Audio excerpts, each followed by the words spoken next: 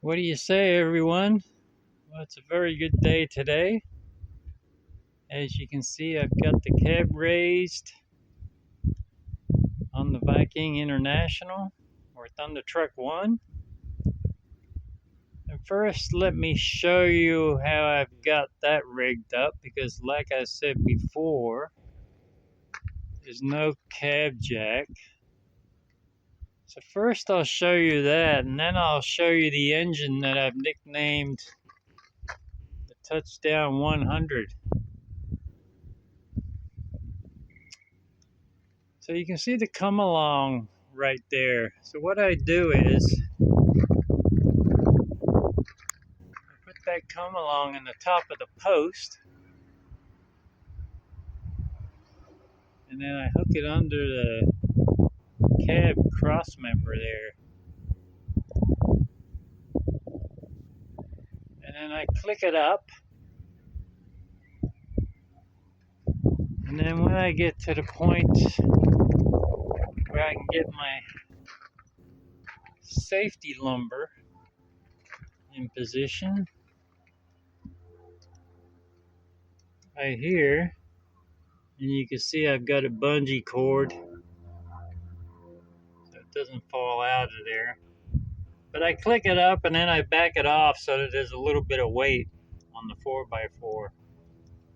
So that's my safety bar.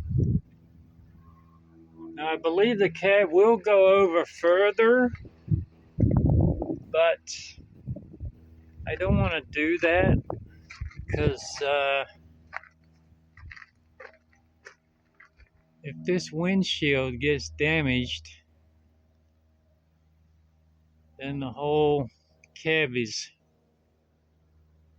history, because there's so much rust up there. If you pull the windshield out, all that top edge there will just crumble, and there'll be no way of even trying to get the damn thing back in there. And then I pop the grill a little bit just so it all has a little bit of movement. See, I've just got a bungee corded right there so it doesn't get jammed up against the cab, because I don't know. It's got a different kind of tilt mechanism in there. It's like a triangular thing, and I'm not really sure how that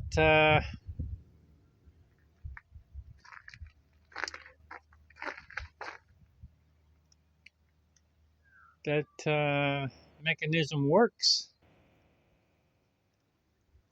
All right, let's take a look at the Touchdown 100. Like I said, there she is in all her glory. She's a little bit dirty. I did do a little bit of cleaning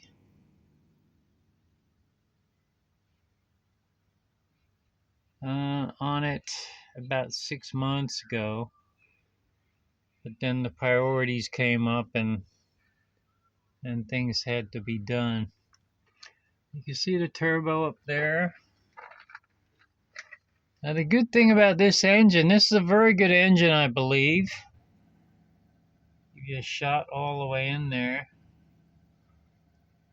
There's each piston has its own head, which is very good for if you're working on your own. So you can see the gap. See the gap in there? So each piston has its own head.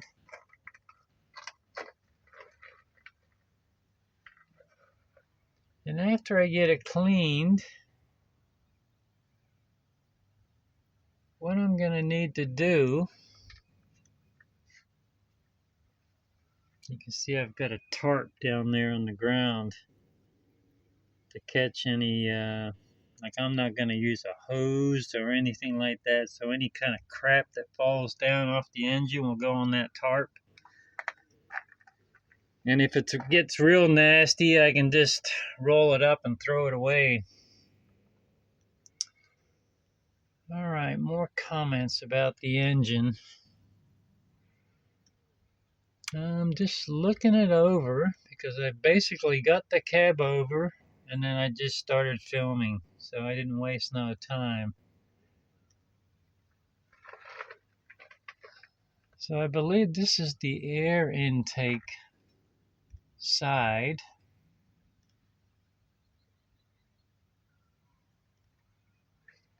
And what I'm doing, even though I'm not speaking, I'm just looking a few things over and just getting my mind in gear already. All right, let's go around to the other side and take a look at that.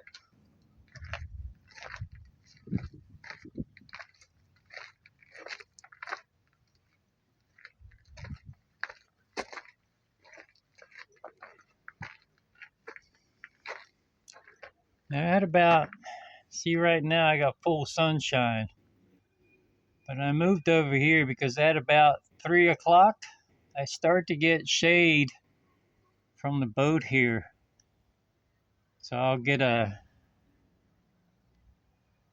big line of shade that starts to come across. And that's when you want some shade in that afternoon, you know, when that heat starts to really build and it gets stagnant, you know what I mean? Okay, so this would be the exhaust manifold right there. So remember originally I said there was white smoke coming out of the stack all the time. There's the fuel pump right there. You can see all the lines coming out of the top of it. Look how dirty it all is though.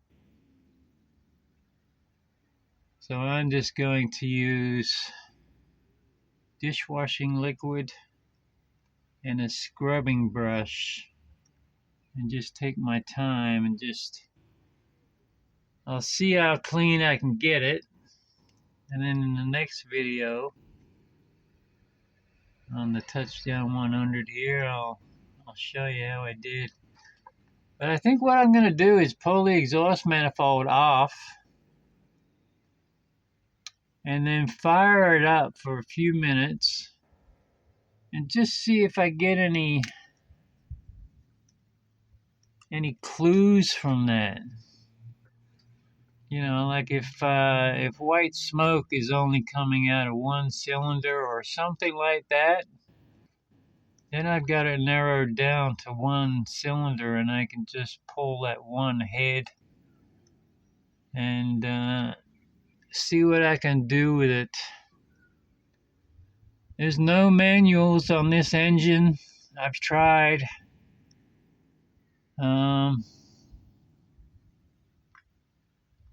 So it's all going to be reverse engineering and basically figuring it as I go. So it'll be like the carburetor assembly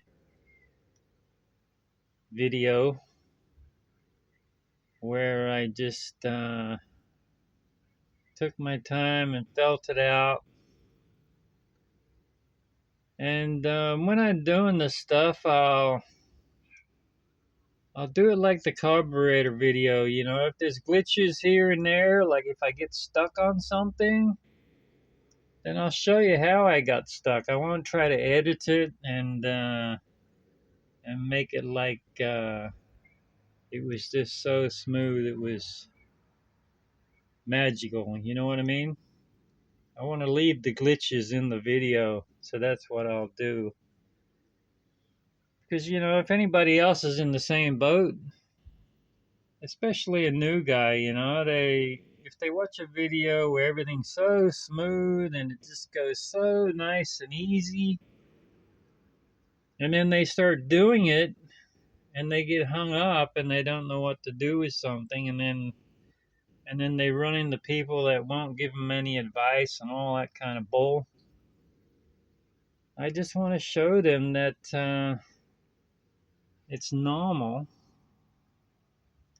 and it's harder to put things back together than it is to take apart. So you always got to remember that if you're new and you're trying to figure out, maybe you're broke and you're trying to get your car running and you're trying to figure stuff out. It's gonna be harder to put the thing back together than to take it apart. So don't be scared of it. Just study and learn as much as you can while you're dismantling. It's called reverse engineering. So now what I'm trying to do is find the air compressor. That must be it up there above that. See that crinkly line there? I think I'm pointing.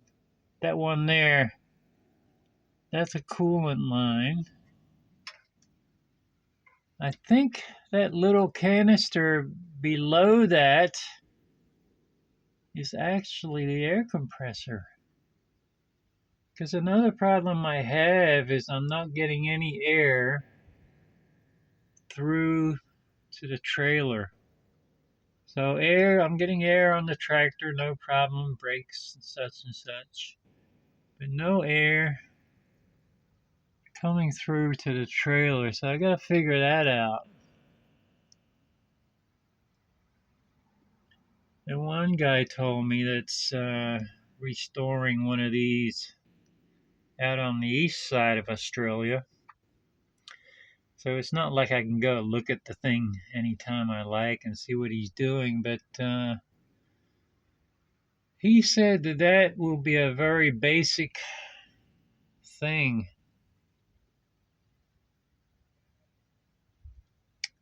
So air compressor is what I'm looking for.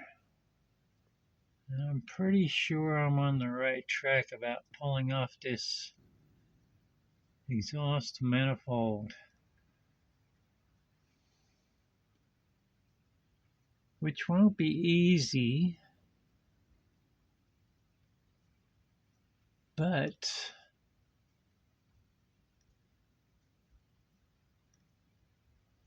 air intake, yeah.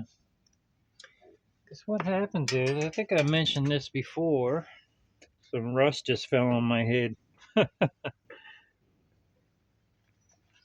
think I mentioned the trailer brake system before in another video, but what you got is these taps. Geez, that sun's bright. What you got is these taps. See, you just, when the handle is straight up and down, that means it's released and on, air is flowing, and then when they're that direction, they're shut down. So the guy was saying it should be, I can barely see what I'm showing you. It should be a fairly basic thing to figure that out. So that's good.